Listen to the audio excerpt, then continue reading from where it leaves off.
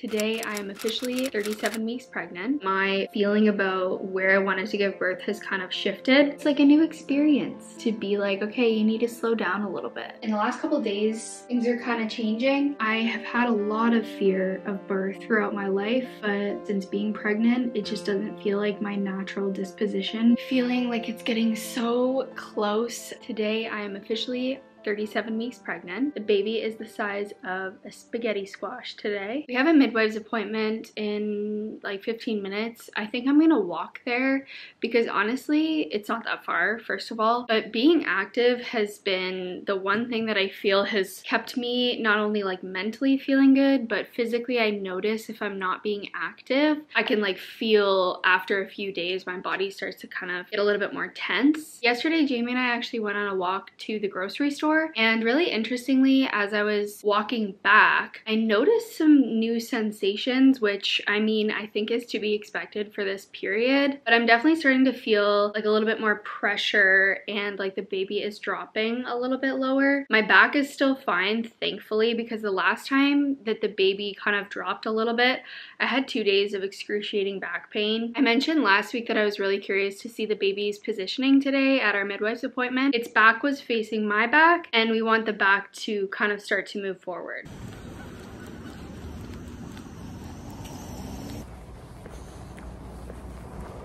I posted on my Instagram stories about red raspberry leaf tea not tasting like the greatest. Like, it's not bad, but it just doesn't really have much of a flavor. And people actually gave me a bunch of recommendations. I don't know why I never thought of like mixing things into the tea, because if you haven't already gathered, I'm a big fan of like different types of drinks. I always have like a grapefruit juice with bubbly water or cranberry juice with bubbly water. Especially during pregnancy, something about having that ice cold fresh drink is just hitting the spot. And one person actually suggested mixing it with cranberry juice, which made me think I could probably also add sparkling water to that. So I'm gonna try it. I still have a little bit left over from this morning, so I'm just gonna mix that in and add some ice.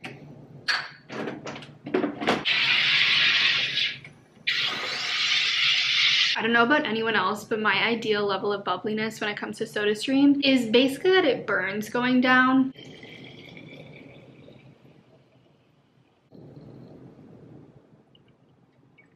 I'm also going to add a little bit of lime because I always love cranberry and lime.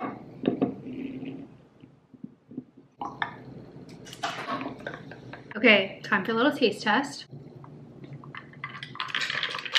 That's actually so much better. I drink this kind of thing every day anyways, so I don't think it's a bad idea to just add in some tea. And a lot of people say that they would brew it overnight in the fridge so that it's nice and cold. We also had our midwife's appointment, which went well. I'm going weekly now. I did ask about the baby's position, and she said basically as long as it's head down at this point, it could change position and even up until labor. So really not to worry about like the whole back facing back or back facing forward. She did say to kind of keep up with the hands and knees exercises or like forward leaning. We also were given this birthing kit, which has all of the supplies in the event that I do go into labor and end up choosing to stay at home. I haven't really actually talked a whole lot about my birthing plan, mostly because I feel like sometimes when you share certain things, it's somewhat of an invitation for people to share horror stories or to tell you that that's not the right decision. Throughout the pregnancy, I will say that my feeling about where I wanted to give birth has kind of shifted. Initially, I was like, I want to go to the hospital as soon as possible. I want to get an epidural as soon as possible. And I'm still very open to that if that's what it comes down to. I feel like the best thing for me is just to be open and not attached to any one singular outcome. But I've been more interested in exploring different pain management options and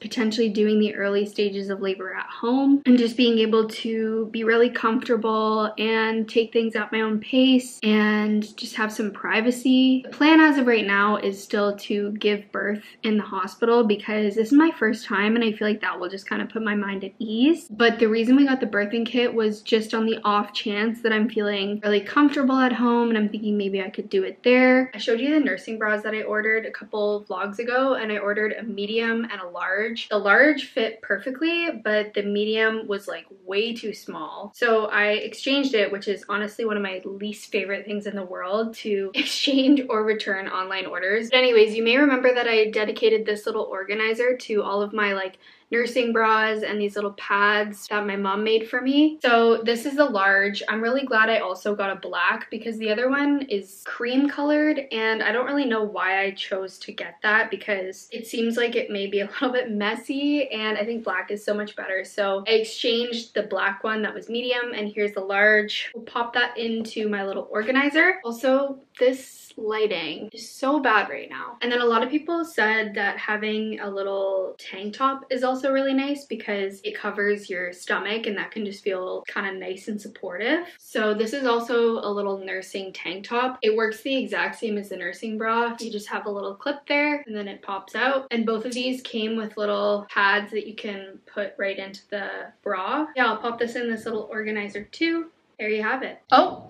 Oh my god, how did you let me do this with my hair like that? That was fine. Looks good. This is kind of... Oh! It's a slight introduction to your new hair. I think you've been wearing like a hat in every single one. I recently finally jumped on the Fourth Wing bandwagon and also Iron Flame. Why did that sound wrong? And for the first time ever, Jamie and I have literally never read the same book before. Why did you decide to read it? I just finished reading the Inheritance Cycle series. You wanted dragons. Yeah. The last like 2 weeks, I will go to bed at roughly 8 p.m. and I'll be fully asleep. I'll roll over like hours later. It feels like it's like 4 in the morning. And I just see Jamie with bloodshot eyes reading Iron Flame. Well, now it's Iron Flame, before it's Fourth Wing. It's the first time in such a long time that I've been like, just really got back into reading. I've started listening to audiobooks as well as reading, and that's made a huge difference. Anyways, I'm about to make us some dinner. I actually was just doing my hypnobirthing course, which I had mentioned in a couple of vlogs that I had started probably about halfway through my pregnancy. I've seen a lot of people recommend hypnobirthing. I got really into it for a little bit there because it's kind of like an online course, but then eventually I kind of fell off. I just kind of fell off the routine, and also sometimes it's like information overload. But honestly, the information in that course, and I'll leave a link to the one that I'm taking, I'm sure there are so many, is actually really helpful and really good. On the topic of reading, I read the first 2 of the ACOTAR books a few years ago, and for whatever reason, I think a friend of mine is reading the series right now, and I kind of wanted to get back into it. I've also heard that like from the 3rd book onwards, they're progressively more interesting and more exciting, and I did really like the first 2. I kind of feel like ACOTAR and Fourth Wing for me are like reality TV, like just so bingeable. But because it's been a couple of years since I read the first 2 books, I've been kind of listening to recap podcasts, which I have been really getting into, like book podcasts recently, just podcasts that essentially talk in more depth about books. So yeah, I'm gonna listen to a recap of sort of the second half of the second ACOTAR book. I think it's A Court of Mist and Fury. I really just needed like a brush up on the last couple of chapters because I tried to start reading the 3rd one and I was like, I truly have no idea what's going on.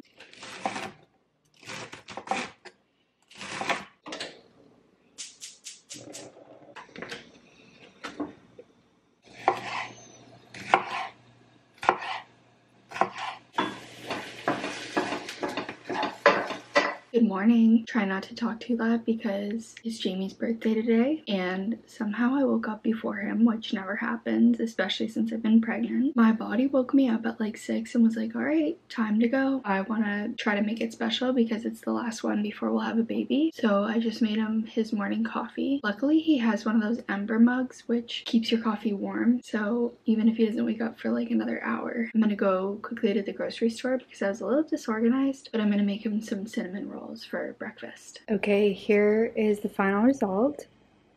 Somehow miraculously, he's still not awake, but I'm sure he will be within the next like 10 minutes. I have to say that one of my best investments recently has been this robe, or like a bathrobe in general. It's just so comfortable. There are no spots that are like tight or any waistband. I feel like one of my most annoying things in third trimester is just a waistband of any kind. And we're down to very few outfits at this point. I really didn't buy really much at all that was like maternity items. I kind of stuck with just looser pants, leggings, sweatpants, that kind of thing. But I am getting to the point where even those are starting to feel a little tight. We have had an absolutely gorgeous weekend. It's super sunny out and really nice and warm, which is really nice because it's just been quite gray for the past little while, and it just makes me realize just how much sun makes an impact on your mood. Jamie grabbed a few little baby things this weekend. Body wash, I guess, and conditioner that's just gentle. And then some baby lotion. Funny enough, actually, my mom has always used Aveeno unscented, I believe baby, for as long as I can remember. This is like the cream that she uses, and she has really good skin. I feel like it's just really gentle. We also picked up some newborn detergent because apparently some of the detergents that we use are just like a little bit too abrasive or scented, so he got some like gentle detergent. And then I have just been finishing up my postpartum recovery kit. I picked up some pads because I feel like you can never have too many pads. One other thing that I did get was the Frida frozen pads.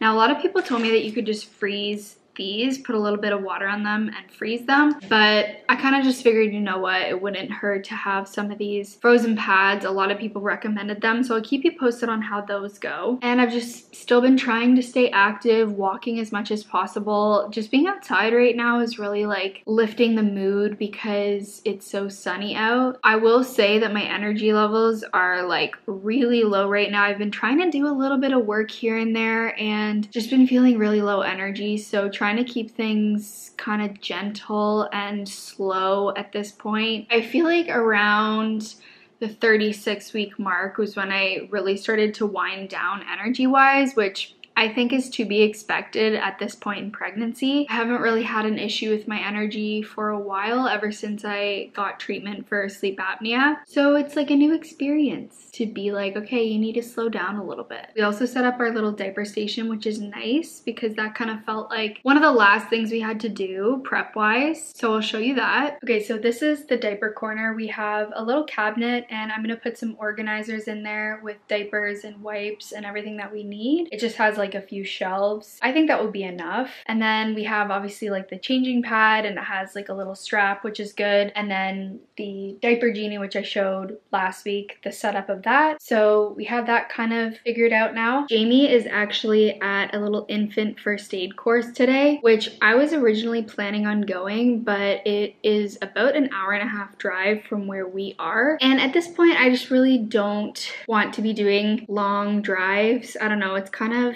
uncomfortable and I've started to feel a little bit uneasy going far away from home. So he's going to attend that and he's going to like take notes and everything. And I'm just gonna relax, read my book.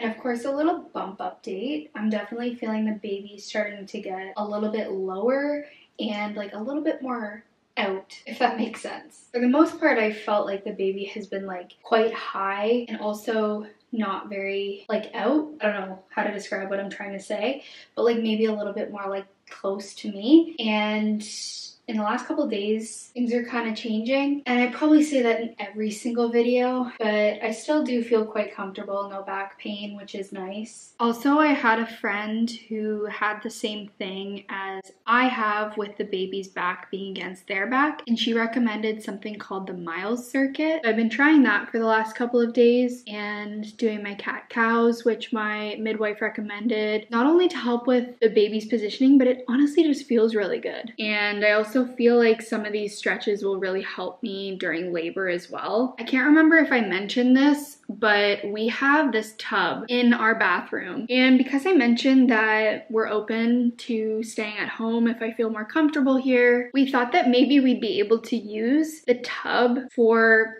the birth, but my midwives actually said unless I have like one of those birthing pools, then they don't do water births from home. I think the reason that they need more of like a pool is because they would be able to access any angle, and it also allows you to completely like stretch out and kind of get into different positionings, which my bath isn't great for that. So that's kind of a new update, that if we were to stay put at home, I had originally thought like, oh, maybe I could do it in the bath, but I don't think that that will happen. And the birthing units at the hospital that we would go to if I did decide like, yeah, I want to go to the hospital, do have pools that you can use. So that's kind of nice. In a turn of events, I have had a very productive morning work-wise. I just finished recording a podcast episode. I think I'm gonna attempt to record another one. The one that I just recorded is about actually my Saturn return. The one that I'm about to record is about Iron Flame. I've started sort of a book club segment on the podcast. They're both kind of casual conversational episodes. Sometimes I'm super scripted with my episodes, and I've been finding that those are the ones that are really hard to record with my like shortness of breath. I have a much easier time with the more casual conversational ones, so I feel like I need to build those in a lot more on the podcast. I had also talked last week about wanting to start a vision board for childbirth and kind of the postpartum period. So I just wanted to show you kind of what I've been working on.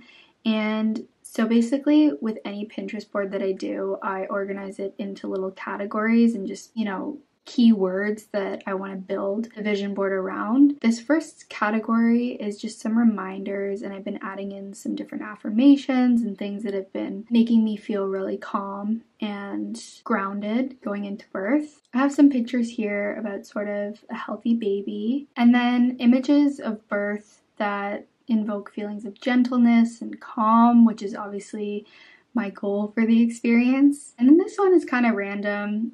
It would be nice for it to start in the morning or in the daytime, just so that I have a lot of energy. So I am still building that out. But as I was creating this vision board, I was thinking to myself about something that I've noticed just myself throughout this pregnancy journey, but I've noticed people saying this online, which is basically this feeling that to have an optimistic or trusting or even neutral attitude towards birth feels surprising to people. And I feel like I've sort of gotten a sense that people think naive or silly for even having that attitude. Throughout this whole experience, I honestly have just felt excited about birth, and at the very least just like neutral. I have had a lot of fear of birth throughout my life, but maybe it's a hormonal thing. Since being pregnant, it just doesn't feel like my natural disposition towards birth. And I think that's probably because, you know, it's the one thing that I have to do now to meet my baby, and I'm just so excited. There's also a bit of curiosity in that it's one thing in life I've never experienced. I don't know what to compare it to, and so maybe part of it is being naive to what that's like. But I'm also very lucky that a lot of people have shared really amazing stories, transformational, positive, gentle stories about birth that have expanded my idea of what's possible, because before hearing some of these stories, before intentionally exposing myself to positive birth experiences, my attitude towards it, like I said, was predominantly fear-based and having a lot of anxiety around the experience as a whole. With most things in my life, I tend to be on the side of the spectrum of optimism and of at least trying to have a positive attitude. It's a lot of different feelings that I'm trying to articulate here, but I think number one is allowing people to have their own relationship with something like childbirth and not feeling like we have to like deflate someone's positive attitude or their intentions or their vision for how that could go. And like anything in life, something could go wrong. That's the risk that we accept when we even walk out the front door. But it's really not helpful, at least in my mind, to have such fear around something that ultimately is very natural, that my body knows what to do. I think being open-minded to making appropriate decisions if things do take a turn is important. But it was just some reflections that came up as I was building this vision board, and maybe feeling a bit silly for even having a desire for it to look a certain way that is very different from the image that I have of childbirth. So if you're feeling that at all, just know that you're not alone. I'm happy to report that I got both episodes done. Now I just have to edit them, but I really don't think that I'm going to do that today. I definitely want to get outside for a walk.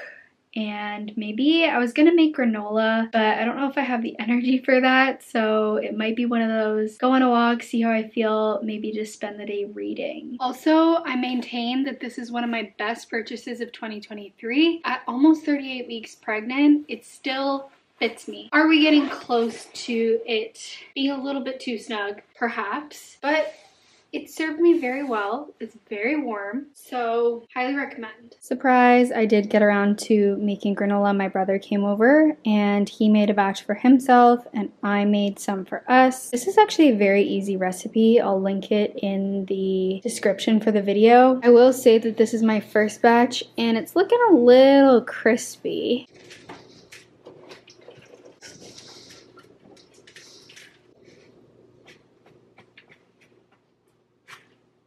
Okay, so this is actually what it's supposed to look like when it's not completely burnt, but we're gonna mix the two together.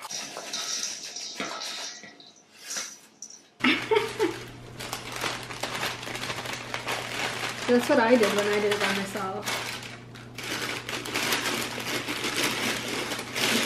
Makeshift funnel and then pour it in there. See? Wow, yeah, that went well.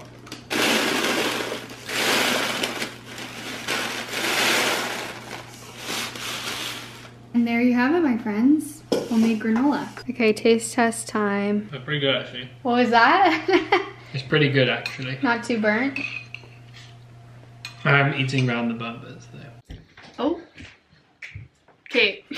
Sliding. Okay. Outfit of the day. Hey, friend. Hey, roomie. Okay, cut. We are headed to the midwife. It's our 38-week checkup, even though I'm not 38 weeks until tomorrow. So probably pretty standard at this point. Measuring, making sure the baby's in the right place.